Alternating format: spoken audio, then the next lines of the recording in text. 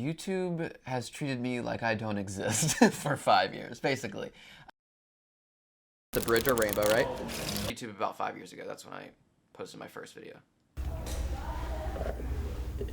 I started Magic before YouTube, actually. The first couple years I started doing Magic, I practiced a lot, hours a day probably. I practiced card Magic first.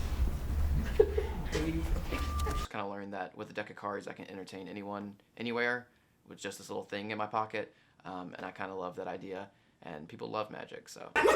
What? No. My experience in YouTube being a creator is a lot of work with little quote-unquote success in terms of numbers. Much talk and overacting reaction, stop your bullcrap vlog. I censored that one. The main obstacle is just working so hard on it and then not getting where you want to be. That's really depressing, I think. Nice.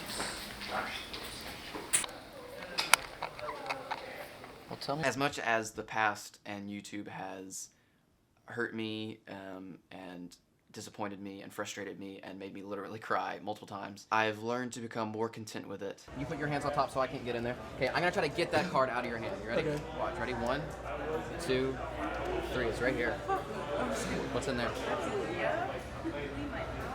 My dad taught me the John Wooden definition of success. So he said that success is a peace of mind that comes from the self-satisfaction of knowing that you did the best you could to become the best you're capable of being. So that has nothing to do with comparing yourself to other people, it has nothing to do with your views, it has nothing to do with your comments, how much money you make, nothing. It's just how well did you do with the time, talent, and resources that you had. So that's how I define success. As far as my recipe for success, it's just reminding yourself of that definition and not replacing it with something else.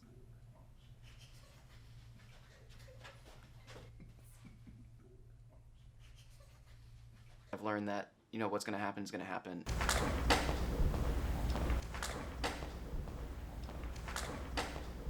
And I can be happy. Happiness, to a certain extent, is a choice in the fact that there's good and bad in the world, and I can just be sad all the time, or I can focus on the fact that I enjoy the process and I've made friends through it, and some people do still enjoy my video. They catch one card.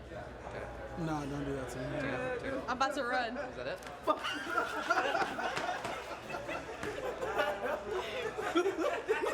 What? It depends on what you choose to focus on, and I've learned to focus on the good.